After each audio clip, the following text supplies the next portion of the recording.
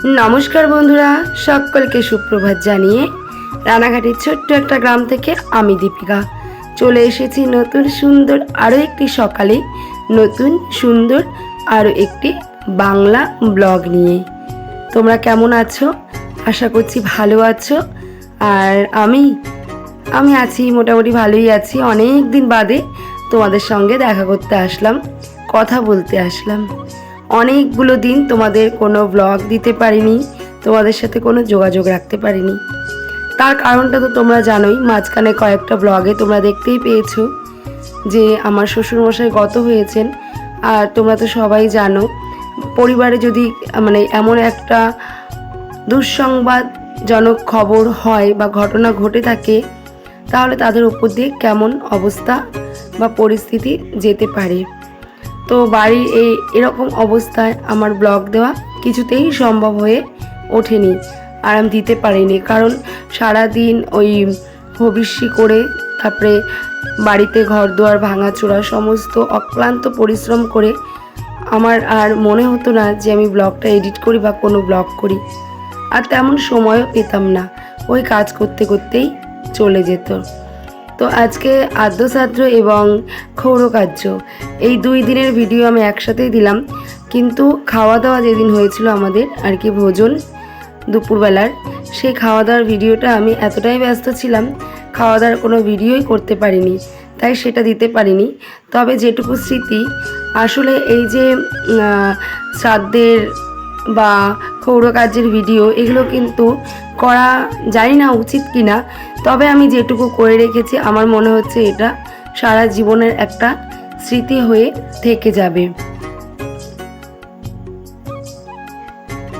পরবর্তী জেনারেশন যারা হবে আমাদের বাড়িতে, তাদের দেখাতে পারবো এই যে তোমাদের দাদু বা আমার শ্বশুরমশাই, ওনাদের যা হবে, ওদের যা হবে আর কি, সেই পরিচয়টা দিতে পারবো এবং দেখাতে পারবো।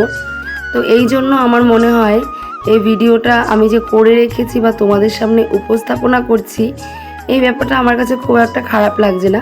তার কারণ এটা সারা জীবনের স্মৃতি হয়ে থেকে যাবে। যেদিন আমার শ্বশুরমশাই গত হয়েছিলেন, সেই দিন আমি হালকা একটা ক্লিপ তুলে রেখেছিলাম। গত হওয়ার ক্লিপ তুলিনি, গত হওয়ার আগে পর্যন্ত উনি যেই পরিস্থিতিতে ছিলেন, উনি যেটুকু খাওয়া দাওয়া করেছিলেন, পুরো ভিডিও ক্লিপটা আমি তুলে রেখেছিলাম। তো সেটা এখন দেখলে মনে হয় যে না, মানুষটা মরে যাওয়ার আগে এরকম ছিল বা ওরকম ছিল। আমি ভিডিও ক্লিপটা মাঝে মাঝে দেখি, তো সেদিক থেকে বিচার করতে গেলে আমার মনে হয় না এটা আমি কোনো কিছু খারাপ করছি। যাই হোক, ওদিকে শ্রাদ্ধ তো চলেই এসেছে, তো তারই প্যান্ডেল হবে এবং প্যান্ডেলের বাঁশও পড়ে গেছে। আর আজকে মোটামুটি অর্ধেকের বেশি হয়ে গেছে, কালকে শুধু কাপড় টানানোটা বাকি থাকবে। কাপড়টা টানালেই ব্যাস হয়ে যাবে, ওপর নিচে পুরো প্যান্ডেল কমপ্লিট হয়ে গেছে। আর এদিকে দেখো, আমাদের রান্নাঘরের কাজও কিন্তু ধীরে ধীরে কমপ্লিটের দিকেই। যেদিন আমাদের ক্ষৌরকার্য সেদিনই মোটামুটি কমপ্লিট হয়েছিল, শুধু নিচের যে মার্বেল পাথরটা পালিশ, সে পালিশটাই বাকি রয়ে গেছে। তো ওরা দাদাভাইরা বলেছেন 7-8 দিন পরে এসে একবার পালিশ করে দিয়ে যাবেন। মোটামুটি মার্বেলের যে টাইলস বসানোর কাজটা, ওটা দাদাভাইরা পুরোটাই কমপ্লিট করে দিয়ে গেছেন। আর আমার রান্নাঘরটা মোটামুটি কমপ্লিট হয়ে গেছে। আজ আমাদের ক্ষৌরকার্য, তো সকাল থেকে সবাই ব্যস্ত, আর আকাশটাও আজকে যেন ব্যস্ত হয়ে পড়েছে, ঝরঝর করে অঝরে নেমেই চলেছে। কি করব, বৃষ্টিতে প্রায় 2 ঘন্টা ভিজে সমস্ত কাজকর্মগুলো করে নিয়েছিলাম। সব থেকে ভাগ্য ভালো আমাদের, ওই আগে কিছু কিছু জামা কাপড় কেচে নিয়েছিলাম দেখে রোদ্দুরে শুকিয়েছিল। এদিকে আমার ননদ চলে এসেছে, আর ননদের ছেলেও চলে এসেছে। ওরা এসে সমস্ত কিছু ক্ষৌরকার্যের যা যা নিয়ম কাজ, আমরা তো সব কিছু বাজারঘাট করেই এনেছি, যা যা নিয়ম কাজ সেগুলো ওরা গুছিয়ে দিচ্ছে, আর আমরা এদিকে কাজ সেরে নিয়েছি। দেখো কেমন বৃষ্টি হয়েছে, বৃষ্টিতে কিন্তু পথঘাট পুরো জল থই থই হয়ে গেছে। আর এইখানে একটু বৃষ্টিতে এই রাস্তাটা ভাঙা, চারিপাশে বাড়ি উঁচু এবং রাস্তাটা নিচু থাকার জন্য এখানে কিন্তু জল জমে যায়।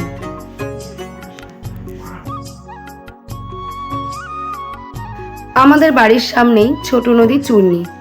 আমরা পরিবারের সকলে মিলে চলে আসলাম নদীতে। এখানেই আমাদের ক্ষৌরকার্য সম্পন্ন হবে। ওদিকে ব্রাহ্মণ মশাইও চলে এসেছেন, ওনার যা গোছানোর সব কিছু গুছিয়ে নিচ্ছেন। প্রথমে খৌড় কার্য শুরু হলো বাড়ির ছোটদের দিয়ে। তো বাড়ির ছোটদের প্রথমে মাথা নেড়া করা হলো, তারপর একে একে বড়দের নক্ষটা, আমাদের নক্ষটা, আমার শাশুড়ি মায়ের নক্ষটা সব কিছু সম্পন্ন হলো। এবং ওইদিকে ব্রাহ্মণ মশাই মানে ঠাকুর মশাই ওনার যে নিয়ম কাজ সেইগুলোকে আস্তে আস্তে সব কিছু গুছিয়ে কমপ্লিট করে নিচ্ছে। প্রথমেই যার কার্য হলো সে হলো আমার ছেলে। ওর প্রথমে মাথাটা ন্যাড়া করা হলো, তারপর আমাদের বাড়ির ক্ষুদে সদস্য অরণ্য মানে আমার দেওরের ছেলে, ওর মাথাটাও ন্যাড়া করা হলো। এরই মাঝে আমরা নখ খুঁটে সমস্ত কিছু করে রেডি হয়ে শুদ্ধ হয়ে নিলাম। আসলে আমরা সনাতন ধর্মের লোক, হিন্দু ধর্মের লোক, তো আমাদের মধ্যে এইটাই নিয়ম।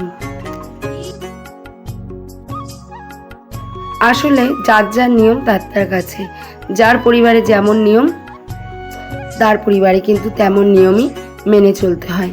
আমরাও কিন্তু তার ব্যতিক্রম নই, আমাদের পরিবারের নিয়ম অনুসারেই কিন্তু আমরা আমাদের ক্ষৌর কার্যটা সম্পূর্ণ করলাম। আর এদিকে দেখো ঠাকুরমশাই সব গোছানো রেডি, এবং তোমার দাদা ভাই এবং তার ভাই সবাই তারা নিয়ম কাজটা করে তারপর কিন্তু তারা মাথা নাড়া করেছিল। আর এদিকে আমরা সকলে দেখো মাথা টাথা ঘষে, কারণ আমাদের 15 দিনে আজকে ক্ষৌর কার্য সম্পন্ন হলো। এই 15 দিনে আমরা মাথায় না কোনো তেল না কোনো সাবান দিয়েছি, না কোনো তেল খেয়েছি, না কোনো ফোড়ন খেয়েছি। তো এইভাবেই আমাদের ক্ষৌর কার্য সম্পন্ন হলো। আর আমরা একে একে সবাই বাড়ি চলে এসেছিলাম, এসে যা যা করণীয় নিয়ম কাজ সেগুলো করেছিলাম। আর এটা হচ্ছে শ্রাদ্ধের দিন মানে ক্ষৌর কার্যের পরের দিন। তো রীতিমতো ব্রাহ্মণ মশাই ঠিকঠাক সময় চলে এসেছিলেন, ক্ষৌর কার্যের সমস্ত কিছু তো হয়েই গেছে।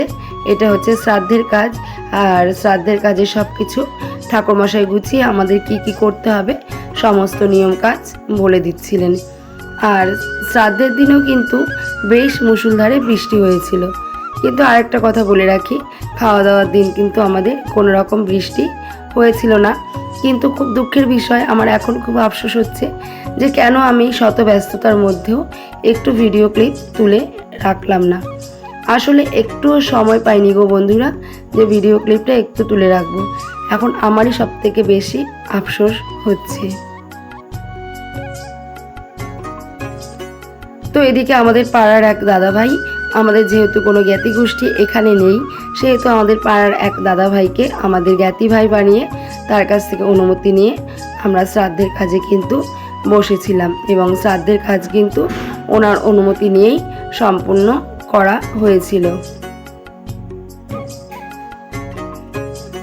মনুষ্য সমাজে বেঁচে থাকতে গেলে মানুষের মধ্যে লোভ, হিংসা সমস্ত কিছুই কিন্তু বিদ্যমান। সেটা আমার বা তোমার বলে কথা নয়, প্রত্যেকটা মানুষের মধ্যেই কিন্তু এটা আছে। আসলে বলো তো কি, আমরা দাঁত থাকতে দাঁতের মর্ম কখনোই বুঝি না। মানুষ, পরিবারের একটা মানুষ যে কতটা প্রয়োজনীয়, আর সংসারের মধ্যে একটা মানুষের অবদান যে কতটা, সেটা কিন্তু মানুষটা যখন পৃথিবী ছেড়ে চলে যায় বা আমাদেরকে ছেড়ে চলে যায় তখনই আমরা বুঝতে পারি। আর তার আগে কিন্তু বুঝতে পারি না যে একটা মানুষ, পরিবারে একটা মানুষ থাকলে তার অবদান সংসারে কতটা, সে সংসারের জন্য কতটা করে। যখন সে পৃথিবী থেকে চলে যায় তখনই কিন্তু আমরা তার অভাবটা বুঝতে পারি। আসলে বেঁচে থাকতে আমরা কিন্তু কারোরই সঠিকভাবে যত্ন বা সঠিকভাবে আদর সমাদর করতে পারি না। সেটা যেই হোক না কেন, সঠিকভাবে তার মূল্য কিন্তু আমরা দিতে পারি না। শুধু আমি বলে নই, আমার মনে হয় পৃথিবীর অধিকাংশ মানুষই, যদি 100 ভাগ মানুষ থাকে 100 ভাগের মধ্যে 99 ভাগ মানুষের সাথেই এটা হয়। আসলে সেই মানুষটা যখন আমাদের পরিবার থেকে চলে যায় বা পৃথিবী থেকে বিদায় নেয় তখনই কিন্তু সেই মানুষটার অভাব আমরা বুঝতে পারি। এবং আমরা বেঁচে থাকতে কোনো মানুষের কিন্তু সঠিকভাবে কদর করি না। তাকে হয়তো কখনো উল্টোপাল্টা কথা বলি, কখনো ভালোবাসা দিই, কখনো মিষ্টি মুখে কথা বলি, কিন্তু সেই কথাগুলো পৃথিবীর থেকে যখন তিনি চলে যান সেই ভালো কথাগুলো যতটা না মনে পড়ে, খারাপ কথাগুলো কিন্তু ততটাই বেশি মনে পড়ে যে ওনার সাথে এই ব্যবহারটা হয়তো আমি না করলেও পারতাম বা ওই ব্যবহারটা না করলেও পারতাম। ওই যে বললাম, দাঁত থাকতে দাঁতের মর্ম আমরা কখনোই বুঝি না। যাই হোক, ভগবানের কৃপায় শ্বশুরমশাইয়ের আশীর্বাদে শ্রাদ্ধের কাজ সুন্দরভাবে সম্পন্ন হলো। আর এটা হচ্ছে আসল কাজ। আমাদের হচ্ছে অনেকের অনেক ধরনের নিয়ম থাকে, কিন্তু আমাদের নিয়মের মধ্যে যেটা পড়ে সেটা হলো শ্রাদ্ধের দিনই রাত্রেবেলা বা সন্ধ্যাবেলা যে ভাত বাড়ান, যেটা মেন কাজ, সেই ভাত বাড়ান যে উনি যা যা খেতেন সমস্ত কিছু রান্না করে তাকে যে বাড়ান দেওয়া, তার উদ্দেশ্যে তাকে অর্পণ করা, এই কাজটা কিন্তু আমাদের শ্রাদ্ধের দিনই সেরে ফেলা হয়। আর আমরা ওনাকে বারান দিয়ে এসে বাড়িতে কীর্তন দিতে হয়, তো সেই কীর্তনের ব্যবস্থা করেছিলাম। আর সত্যি কথা বলতে আমার শ্বশুরমশাই হয়তো ভালো মনের মানুষ ছিলেন বলেই সমস্ত কাজ এত সুন্দরভাবে হয়েছে। কীর্তনের দিন এত সুন্দর একটা পরিবেশ তৈরি হয়েছিল, এত সুন্দর গান বাজনা এবং এত ভক্তের সমাগম হয়েছিল, দেখে মনটা পুরোটাই ভরে গেছিল। সত্যি কথা, হয়তো ওনার আশীর্বাদ আমাদের মাথার ওপর রয়ে গেছে, এই জন্য হয়তো আমরা সমস্ত কিছু খুব সুন্দরভাবে খুব ভালোভাবে করতে পেরেছি। তোমরা দেখে বুঝতেই পারছো যে আমাদের কীর্তনের আসরটা কত সুন্দর হয়েছিল। আর এখানে চলছিল যারা কীর্তনে এসেছিল তাদের জন্য রাতের খাওয়া দাওয়ার ব্যবস্থা। তো আমাদের শ্রাদ্ধ ঘাট কাজ এই পর্যন্তই ছিল, আর পরের দিনের খাওয়া দাওয়াটা আর ভিডিও ক্লিপ তোলা হয়নি। তো চলো আজকে এই পর্যন্তই রাখছি। যদি ভালো লাগে লাইক করো, কমেন্ট করো, আর অনেক দিন পরে আসলাম, প্লিজ আমাকে সাপোর্ট করো। Tata, good night.